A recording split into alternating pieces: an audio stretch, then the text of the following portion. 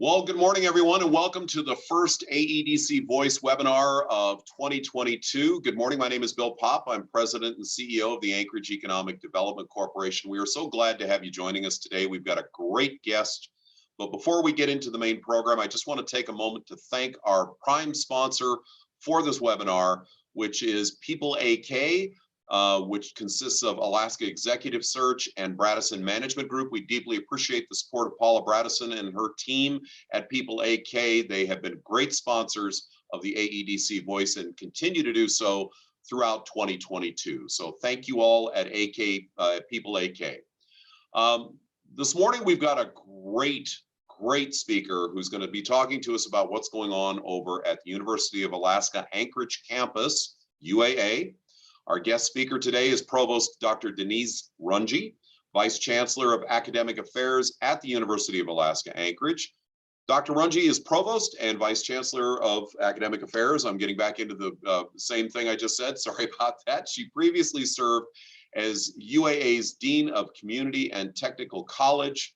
With over 25 years of experience in higher education as a faculty member, Dean and Senior Administrator in 4 states, Denise brings a particular focus on collaboration, improving student access and success, and aligning educational programs to local needs.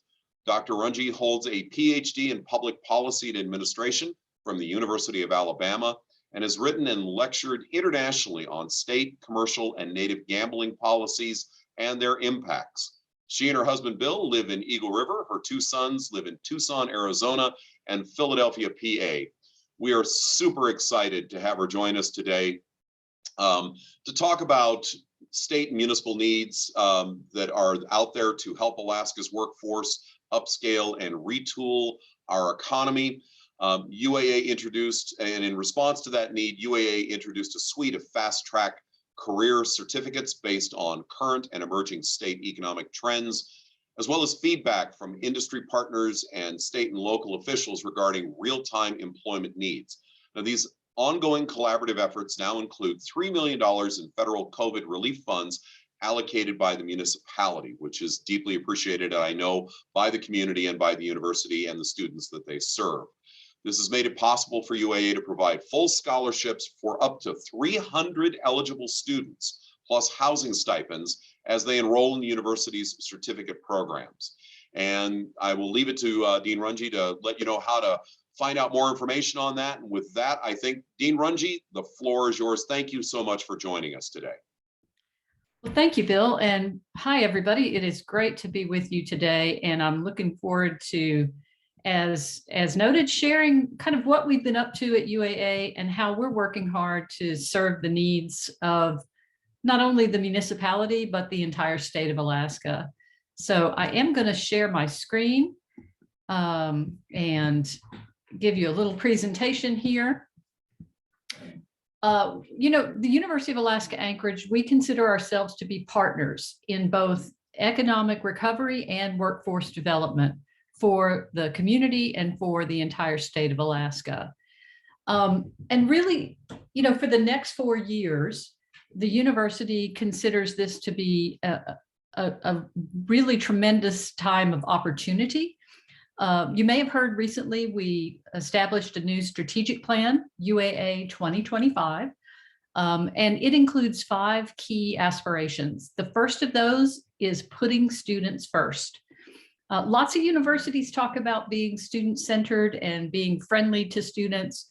UAA is really digging into this, and we are taking a look at every process, every policy, everything from whether or not we charge for parking and whether or not we charge students for, you know, returning a book late to the library, to how can we do better at advising and supporting the students from day one all the way through the point that they're applying for their careers. Our second aspiration is embracing diversity and inclusion. If you follow the university, you may know that recently we added to the Chancellor's cabinet 2 key positions to help support these efforts, one for Alaska Native student and faculty and staff success, and the other is a Chief Diversity Officer. And those folks are really hitting the ground running and giving us lots of good ideas. And we're looking for input on that from the community as well, because so many of the industries here in Anchorage especially have done a great job of figuring out how to be better at embracing diversity and really becoming inclusive in work environments. So we're looking for input on that. The third aspiration is community partner. And that's really a lot of what I'm going to be focusing on today. But it's not new for UAA. We have many years of trying to be deeply engaged as a university with our community. And in fact, we are recognized by Carnegie as a community engaged university, which is a distinction held by only a few hundred universities out of the several thousand in the US. Our fourth aspiration is impact through innovation. And our fifth is excellence through continuous improvement. And we'll kind of touch on those as we go through the rest of this. I did want to share with you that when we did the new strategic plan, UAA also updated our mission. I wouldn't say that our mission changed in any way, but we certainly took a look at the words that we say and tried to streamline the mission and make it clearer who we are and what we're trying to achieve. We think of ourselves as transforming lives. And that's kind of the center of everything that we do. That's why we exist. We exist to transform students' lives through teaching, the lives of everyone through our applied research and community engagement and creative expression. And the other thing about our mission is that we uniquely serve the communities of Southcentral Alaska, and that we are comprehensive. That means we offer everything from certificates to masters and even a couple PhDs. And we're also open access. And of course, by saying open access, that means that we don't turn away students who apply for admission. We take everyone who has a high school diploma or a GED. And because of that open access mission, we really think of ourselves as being the place where anyone can come and retool and move forward in their career and in their lives. So it's a pretty exciting time and a pretty interesting place to be for sure. UAA, you may know, is nationally accredited. The institution, we're accredited by the Northwest Commission on Colleges and Universities. We've been continuously accredited. We never lost that accreditation, the one for our institution. And in 2019, we were reaffirmed by NWCCU. And they actually gave us 4 commendations, which is kind of unusual to get that number of attaboy, attagirls. One of our commendations, in fact, had to do with our commitment to community engagement. Along those same lines, we have about 60 different programs, undergraduate through masters, and both of our PhDs that are individually accredited by a wide range of agencies. ABET for engineering, AACSB for the College of Business, CAEP, our graduate education programs are accredited by CAEP, the American Psychological Association, the American Association for Construction Education. It goes on and on and on. These program accreditations focus on specific things, and they're different each one, but they'll look at what the resources are, what are the students learning and how does it align to industry needs, and how successful are our graduates. So we're really proud of having not only a strong institutional accreditation, but also these large number of individually accredited programs as well. So the really exciting thing that Mr. Pop mentioned a few minutes ago is the fast track career certificates. You know, right at the start of the pandemic, I was dean at the university at the time.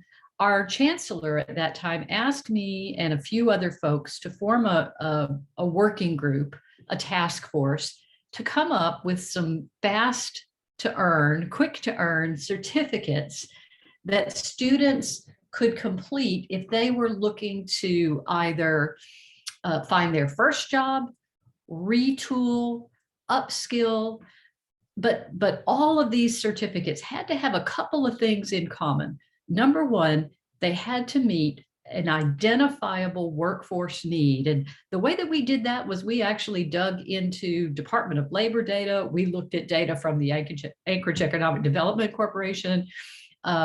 We really spent a long time looking at data, several weeks, trying to figure out where the needs are, and then aligning those to what the exact minimum skills students would need to complete in order to be eligible for immediate employment in those fields. These fast track certificates also had to utilize existing resources, faculty, and classes of the university. That's a key part of this. As you may know, we've been facing a number of budget cuts over the last several years. And so we knew we couldn't really afford to create a whole bunch of new expensive things and hire a bunch of new people.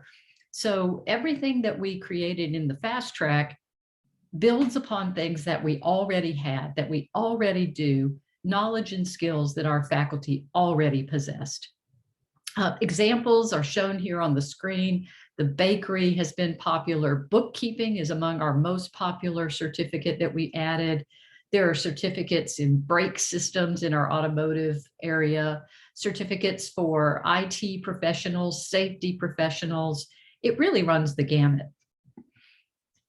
And as mentioned earlier, there is this amazing partnership that we've been able to establish with the Anchorage municipality to support these fast track career certificates.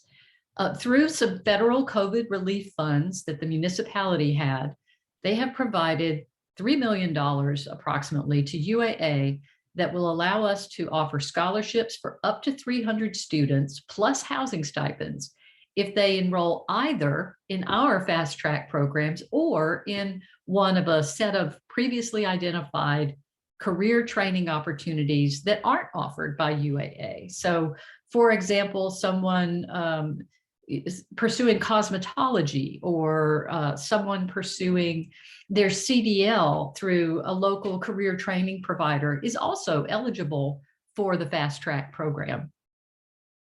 Another example of a partnership that I want to share with you is a long-standing and very successful partnership with Providence. Providence provides the university with support for faculty and equipment, plus literally hundreds of clinical practicums that are required for, but also allow our health programs to prepare graduates for employment. What kind of programs am I talking about? Everything from certified nurse assistants through our WWAMI medical school to physician assistants, physical therapy assistants, pharmacy assistants. It just goes on and on and on. If it weren't for partnerships like the one with the municipality and with Providence, UAA wouldn't be able to meet the needs of our community in the ways that we do. Another example of a great partnership that we have is with the Anchorage School District. And I want to explain briefly what a couple of these things are. You may have heard of the UAA Anchorage School District Middle College program. What Middle College is an opportunity for high school juniors and seniors who meet certain very basic qualifications to enroll on the UAA campus in regular college classes side by side with university students. The classes count both toward their high school degree or graduation requirements and through their future university degree requirements. The courses tend to be general education, and so they could also transfer if a student intends to ultimately graduate from a different university or college than UAA. The partnership has been an enormous, enormous success. We have similar middle college partnerships with the Mat-Su-Borough School District, Kenai Peninsula. We're working to expand to even more across our region. The students who participate in these are extremely successful, as it turns out. They tend to graduate with more than 20 credits of college work. That's graduating high school with more than 20 credits of college work. They tend to have strong grades. They are more likely to enroll in post-secondary education than their peers at the high school who don't participate in middle college, they're also more likely to enroll in a University of Alaska system college or university than their typical college or high school peers. Another example of our partnership with the school district is the Certified Nurse Assistant Dual Enrollment Program and the new Aviation Dual Enrollment Program, which is pretty exciting. The Career and Tech Ed Department at Anchorage School District has long offered some basic piloting classes, the stuff that can be done on the ground. But through this new partnership, high school students were actually able to participate last summer in pilot training through the University of Alaska Anchorage. And it was a wonderful partnership because UAA students typically are less inclined to do their flight training with us in the summer. Yet, as you know, if you've seen our operations at Merrill Field, we have all those airplanes and we need to do something with them. And so it was wonderful for high school students to be able to earn their pilot licenses through UAA at a time that those resources weren't in heavy demand for our regular university students. I also want to mention our partnership with Joint Base Elmendorf-Richardson. We have recently restarted and are beginning to expand some on-base program offerings. We've added a number of individuals working out there to provide student services, everything from support with financial assistance to advising. And some really important news, UAA now offers a flat fee guarantee for anyone who uses tuition assistance or veterans benefits. Particularly with tuition assistance, they can take their courses at the university for a flat fee of $250 per credit, which is exactly what TA provides. So there'll be no out-of-pocket costs for our military students.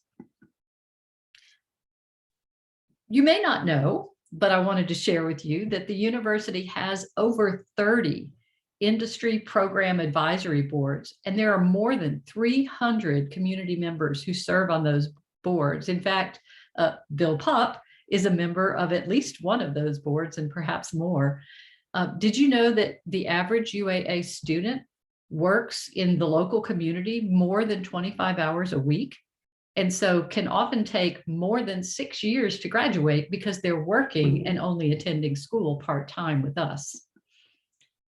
You may not know that UAA students in service learning classes completed more than 3,500 hours of volunteer service in the last year that we were fully face-to-face, 2019-2020. We're continuing to do service learning classes even through the pandemic. And I would encourage participants on this webinar who would like to have students, working with them either in community groups or in public service organizations to reach out to us and let us know. Maybe we can connect some students to help you as well. Did you know that over 80 UAA alumni signed up last year in the heart of the pandemic to serve as mentors for graduate and undergraduate students as part of a new program that we launched to keep folks feeling connected when so many things were occurring like this is virtually. Now this year, we've really been focusing on building out some additional short-term undergraduate and graduate certificate programs. A couple of examples, we've been in some conversations with folks about some of the infrastructure investments that will be coming from the federal government and what the needs might be around that. Conversations have been ongoing about, for example, cultural resource management, individuals who are trained to evaluate sites that are slated for construction or renovation or that sort of thing, resource development as well. And in this work, we're always looking for partners. We're always looking for input, advisory boards, local workforce groups, CTE groups. We want to remain current. We want to meet the needs of industry. And we're particularly interested in building what are sometimes called pathway programs. Now, these pathway programs are those that build from pre-K through 12, all the way through high school, then to undergraduate degrees and even to graduate degrees. And the trick to a pathways program is that you never lose credits along the way. You're constantly adding more and more and more. And as I said, we're focusing at the moment on how we can align pathway programs to some of the jobs that will likely come to Alaska through expected federal infrastructure investments. I wanted to share with you an example of what one of these pathways looks like. So through the fast track process, the university created a couple of new IT-related certificate programs. OEC means occupational certificate, and those are what the degree name is for the fast track certificates. So there's one for Cisco network technician, and that's 16 credits. So, that's about 3 or 4, maybe 5 classes. Then we created one for OEC IT support desk technician. And these are the folks who work IT support in businesses and industries and hospitals and banks. That's a 16 credit certificate as well. I wanted to point out that for that Cisco network technician, through what we call articulated high school credit, students could potentially earn up to 6 credits of that 16 credit degree through this articulated credit process. So they may have started this in high school. Now they can take 16 credits with UAA, another 16 for the support desk technician. Then by just adding on 24 more credits, they can earn their Associate of Applied Science in Computer Systems and Network Technology. If they want to continue their education, then they can add only an additional 60 credits to earn the Bachelor of Science in Applied Technologies Leadership. So you can see that each one stacks upon the other. They don't have to start all over. It's just continuing credentials, building and building and building. And finally, through a program that UAA actually headed up for the system, and we got the Board of Regents to agree to change some policies and regulations, we now have the opportunity for several undergraduate credits to actually also be dual counted toward a graduate degree. And so a couple of those credits from the Applied Technologies Leadership Bachelor's can actually be applied towards the Master's of Science in Project Management, which is normally a 33 credit degree. But if you follow this pathway, you only need to take 24 additional credits to earn that master's. So as you can see, these strategies save students time and money, and they give students what are called on-ramps and off-ramps, meaning they could come to the university, get a credential, go work, come back to the university, get a second credential, and going back and forth like that as it fits their lives and their careers to do. So how does all of this lead to economic recovery for Alaska? Well, there's really a number of ways. Certainly the direct financial support for students, like the grant through the Municipality of Anchorage for the fast track certificates, we believe will result in more qualified individuals available for higher wage employment. And because the certificates are short term, it can have a very rapid impact on economic recovery, particularly for the municipality. Another way that we help with economic recovery is through the partnerships like the Middle College, because reducing time and cost of educating each student benefits all of us, particularly when we're looking at 2 publicly funded forms of education, K-12 and public higher education. Allowing credits that can count for both high school and college, or like we were just talking about, count for both a bachelor's and a master's, saves not only the individual student and their family money and time, but it saves the state as well, because it reduces the amount of time that we have to provide education and services for each person who is earning their credentials. Another way that economic recovery is supported is through the engagement with alumni and advisory boards. Those engagements are really about making sure that our graduates are well prepared to work in the changing economy. Many of us read in business publications all the time that the person graduating college this year will have as many as 11 distinct jobs in their lifetime.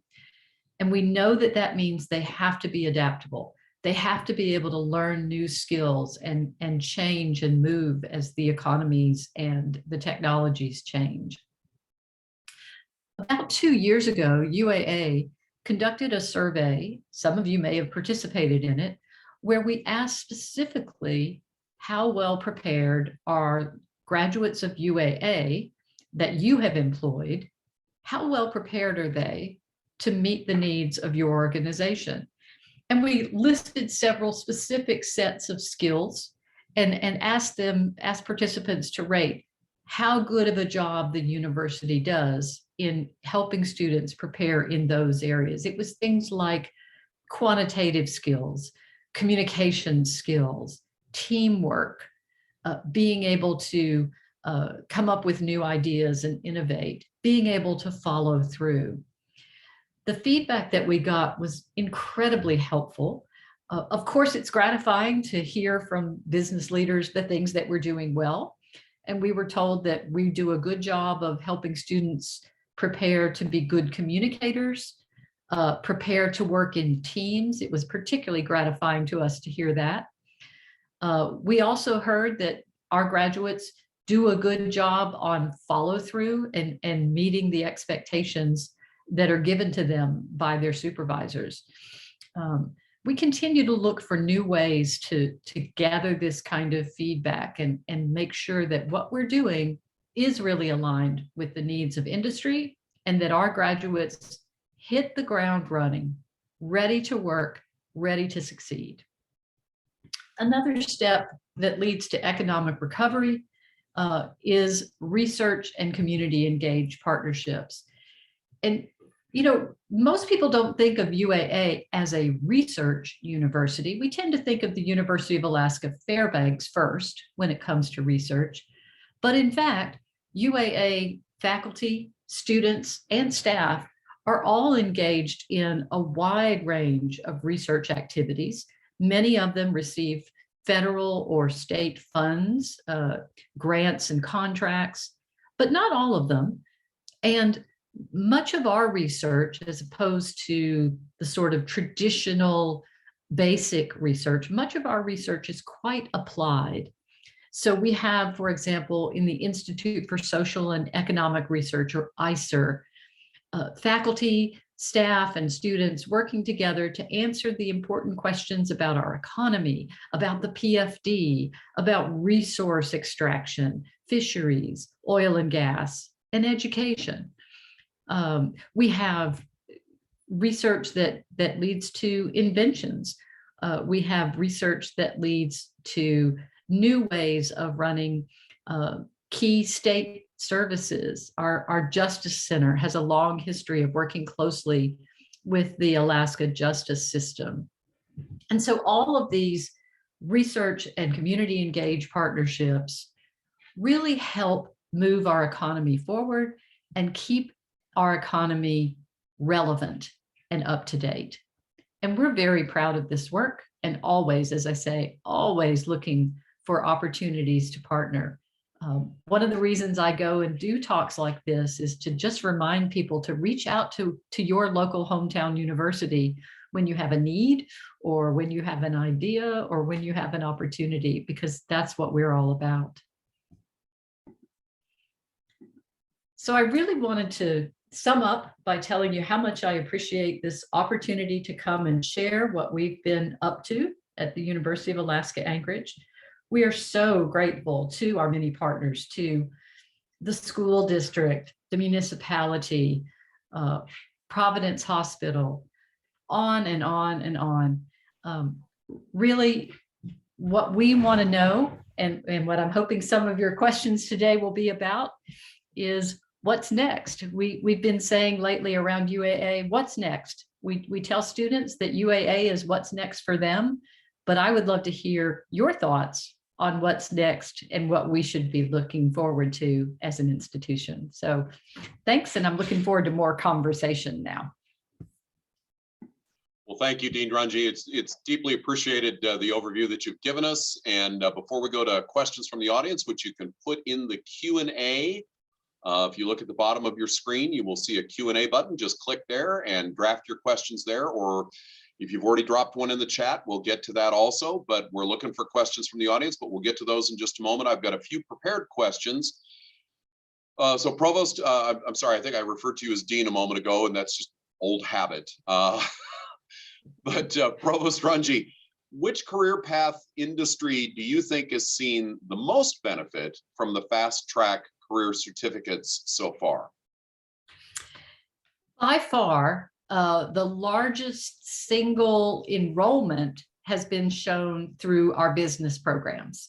So that includes bookkeeping, business analytics, which is, as you know, so very, very important. And we sort of consider the IT support desk one to be part of the business suite of programs, because it does include courses on customer service and some very basic things like that. And we know that those participants are going to end up working primarily in the major businesses in the city. So those have been the most popular, and will have the largest impact in terms of producing new folks ready to go to work.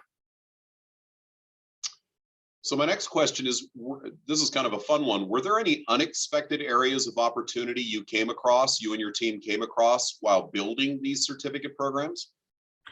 There were, and there continue to be. You know, so we, as we were doing the kind of evaluation and surveys, we knew that healthcare was important, but we came across some niches within healthcare and really focused on, well, is there a way to do some of these things in a shorter term manner? Healthcare, particularly in behavioral health, we all tend to think of a 4-year degree or even a master's as being the absolute minimum requirement. But as it turned out in conversations with folks in that particular industry, we learned that a short-term certificate in behavioral analysis was a need.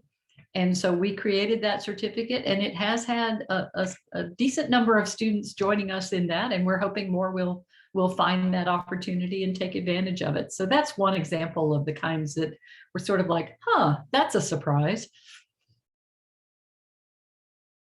My last prepared question, and then we'll go to Q&A from the audience, is what can the Anchorage business community do to further support the university in this mission?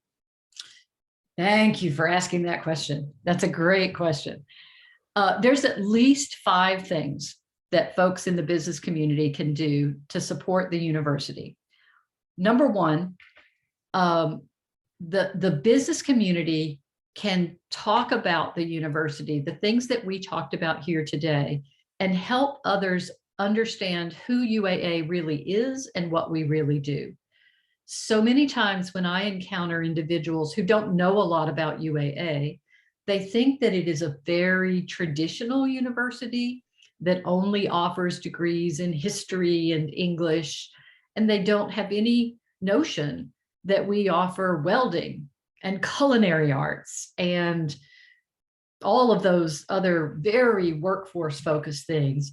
On the flip side, sometimes people remember Anchorage Community College, and they think that the university kind of only does the sort of community college things, and that we don't really have high quality academic programs, when in fact, we offer a Ph.D. in community clinical counseling that's, you know, accredited by the American Psychological Association, and a doctorate of nursing practice that's accredited by the nursing group, and lots of things in between. And so that's number one, sharing that, you know, really comprehensive mission so that people know that they can come to UAA for any and all of those things, from the certificate to that graduate degree. Second is share with us when you have job openings. UAA, in fact, the whole University of Alaska system, a couple of years ago adopted the Handshake platform, which is a pretty popular career services platform that folks can connect to. And through Handshake, employers can find UAA students and graduates for internship opportunities or for employment opportunities. And a lot of our alumni stay connected through Handshake as well. So think of us when you're looking to hire. And I know everybody's struggling to hire right now. Third, advisory boards. As I mentioned, we have all of these advisory boards, and we really are constantly on the lookout for folks who are willing to serve, who want to share their expertise with us. And it's not difficult work, but it sure is important to our students, because it's in those advisory boards where we find out what matters to the business community. What do we need to be doing? What's coming next? What have we maybe not even thought of yet that needs to be incorporated into our classes? Fourth, thinking about ways that we can partner, particularly for those organizations that may need to train a group of employees. The university doesn't just offer traditional academic degrees, but in fact, we can also design and deliver specific training. We can do non-credit, we can do credit, but do that at your site if necessary. We can design and deliver training remotely through online or even this kind of live webinar training. So there's just this whole amazing variety of ways. And then lastly, the business community, but also all the individuals within the business community, encourage students to consider applying to UAA. It astounds me how many students don't even think of their own university and instead are thinking about going outside. What we find a lot at UAA is students go outside for a semester or a year, and then they come back and they transfer to UAA and they find that they loved it. And they think, why did I waste all that money and take out all those loans to go to that university in Montana or Idaho or Washington State? So encourage folks to consider applying to UAA right from the start. Provost, those are all great paths for the business community to help support the university. Thanks for sharing those with us. I'm going to do a quick audible and call for one more question on my part. How are things going at the university in dealing with the current surge in COVID? And how are things going for the faculty and for the student body? Yeah, those are great questions. So kind of immediately, and then I can also review what happened in the fall. So we just began our semester on Monday, just came back from, the extended holiday break that universities take. And among students, faculty, and staff, we had about 40 cases of COVID immediately reported. But we were fortunate because we are offering a fair amount of courses via live, distance, or online format. Only 2 of the students in that group of 40 had actually been the ones attending their classes on campus. Everybody else, as it turns out, were folks who were signed up to attend distance delivered classes.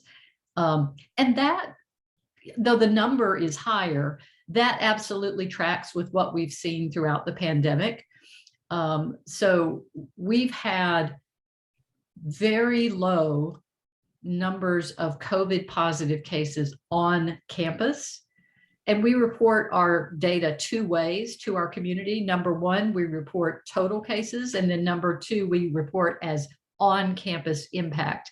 And what an on-campus impact means is that there was somebody who was either attending class or working on campus who was COVID positive and were around other people that could potentially then have caught the virus. On average, throughout this entire year, we've never had more than 2 or 3 campus impact cases in any given week. And there have been many weeks when there was 0 campus impact cases. We're about 60% online and distance delivered for for all of our classes right now, and about 40, it's actually a little more than that, 55, 45 face-to-face. So, you know, with that many people attending class virtually, it helps keep everybody safe. But frankly, I think it's also good for the flexibility for our students. So many of them chose to attend their classes online because they do work. They weren't quite sure whether their kids were going to be able to stick it out in school. So really that flexibility has worked out well for them as well. Outstanding. Well, I'm going to turn it over to Kate. Kate, do you have any questions from the audience for the provost? I do. So thank you, Dr. Runge. That was a great presentation. We have a couple questions. Can a student begin the fast track certificate program at any time? Fall, winter, summer, semesters? Yes, the students can begin the fast track at any time. And remembering that not all of them are UAA training programs. So we do work with all these partner training organizations throughout the community. So some of them, potentially a student could sign up this week and begin taking their trainings 2 or 3 weeks from now. But for most of the fast track programs, they can take, you know, some of the courses in fall or spring without having to wait a full year to start. It is not too late to sign up for this spring because the university has a long history of allowing students to sign up after the first week of classes. They have to reach out to the instructor and get their permission, and the instructor shares what they've missed with the student, but it is not too late.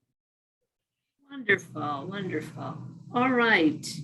Another question from the audience is, how long do you anticipate this opportunity being offered? Yes, so the funding, of course, was limited. It's time limited. We must award all of this funding out to students by the end of 2023. So in order for a student to be fully supported by the program, because it can support them for up to a year, that means they would need to start by, you know, basically now, if they needed a full year of support. Okay.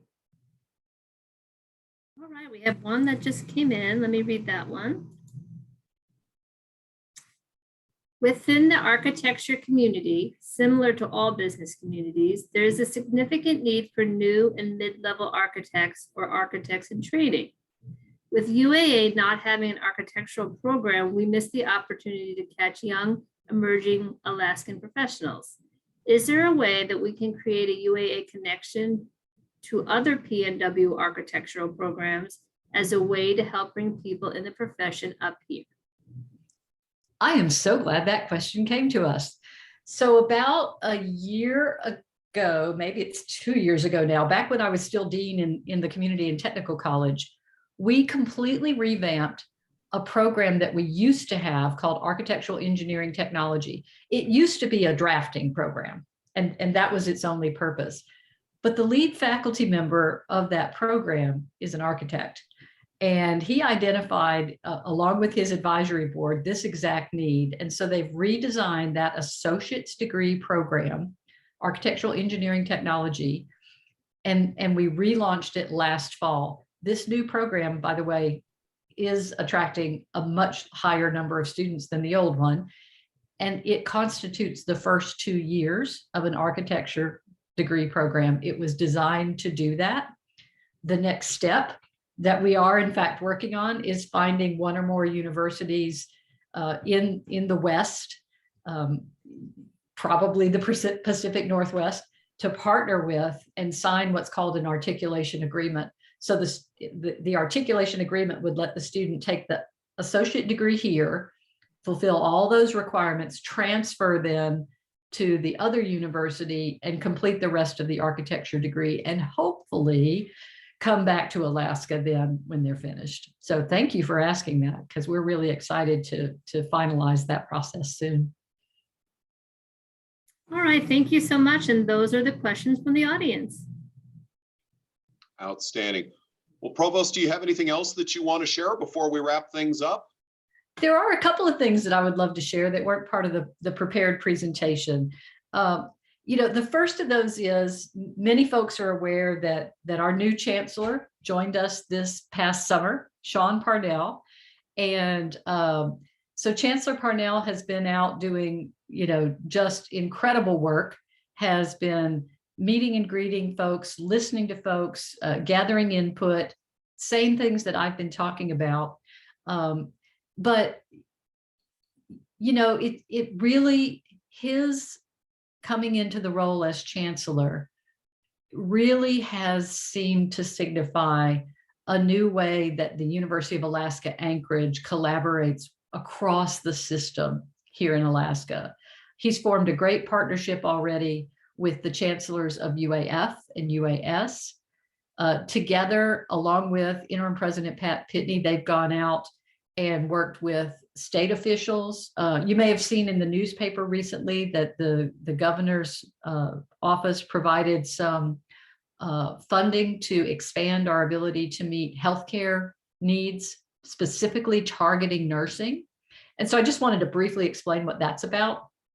It was a little over $2 or $2.3 million. And that money is specifically to help us hire more nursing faculty.